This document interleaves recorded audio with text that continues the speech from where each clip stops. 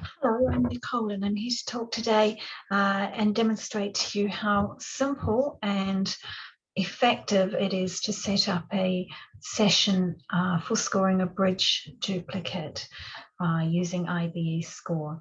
So you've downloaded the app and you're ready to go. You've set up your game code. That's necessary. You need to do that through us before you'll be able to get started.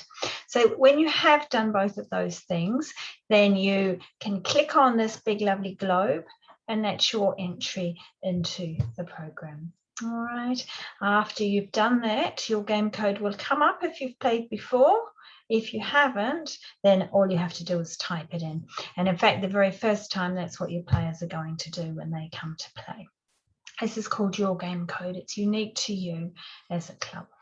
So now, if instead of clicking to enter the duplicate, we haven't actually got a duplicate yet. So what we'd like you to do is get familiar with this little icon here. It's your little signal to go everywhere and do everything in ibeSCORE. So all you have to do is click on it, and up it will bring us a little menu which has got all the different options that you can't see on the main screen. So click on the director, put in the password, which I change every day, so don't get too precious about paying attention to what it is. And now you're going to see all of what is available only to the director. So actually we've got a previous game. If you're familiar with any scoring programs before, you need to empty out what was in the cache, so we say, in the system, and then start all over again. So let me just have a look. I haven't used this for a while, so I'm not expecting there to be anything that is of concern to me. So there we are. So there's a game from quite some time ago. All right, so we don't need to do anything with it. We're going to stay in as a director. We're going to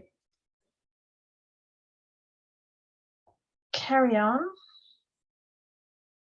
And here we are back again. So what I'm doing here is I'm just clicking buttons down the bottom. I've got this icon here, and each time I click on it, it'll bring up the options for the director. All right, so now what we want to do, it's pretty clear, I would have thought. Here we go. We're just going to click to create a new game. So today I'd like to have a tournament where actually I want to play a 5-table duplicate. I've got 10 pairs, and we're going to play one section. That's fairly straightforward. Comes in by default. And we've got a few options here, but I'm going to play how today. I'd like them all to play. They're going to play 27 boards, and they're going to play 3 boards against each player. So there's a rather large and quite clear option here, which is to find movements. So we've got quite a range here. There's 2 ways we can do things. We can either click the arrows to move our way around, or we have a list if we click tap for list. All right, now if you know what you're doing and you know what your movements are, then this lovely list will be quite helpful to you.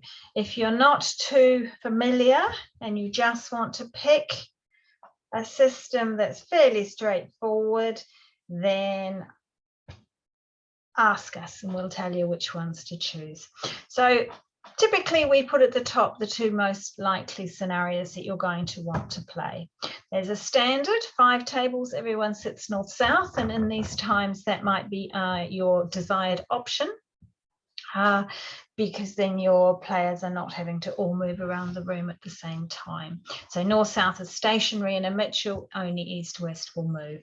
The other option, which I'm going for today, is a 27 boards. We're going to play 9 rounds, and they're each going to play 3 boards. So I'm going to select the option. Okay, I give my event a name. I don't know, where are we? We're testing today. Nicole's Club.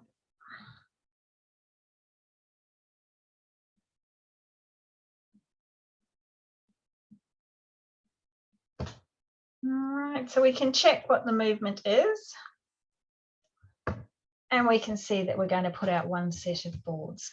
We can choose whether or not we want to play 1, 2, 3, or 4 board rounds, and the system will update for you. We can also click onto the pair layers, and you can see your pair numbers that you're assigning, which, as you can see up here, is assigning to match. Now, the reason I tend to have a look here is quite useful is if you have one player that you need to sit stationary, then you can see by looking. So this is the round, numbers down, and the table numbers across. All right, so you can see that table 3 north-south is your stationary pair. Okay, so that can be useful to know. All right, a pair is missing. Say, for example, you decide to make them pair 10. So whenever they go to, if they're due to go to table 3, then you know that there's nobody at table 3. Okay, so we don't need the cooker actually. We're not going to have a cooker today. Okay, there's no missing pair. Okay, so having said that, all we have to do is go ahead and create the game. And there we are, we're good to go. Can log out.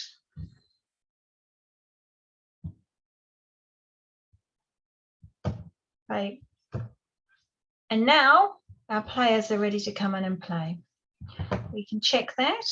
So we click on the globe. We click to enter the duplicate. We pick our table number.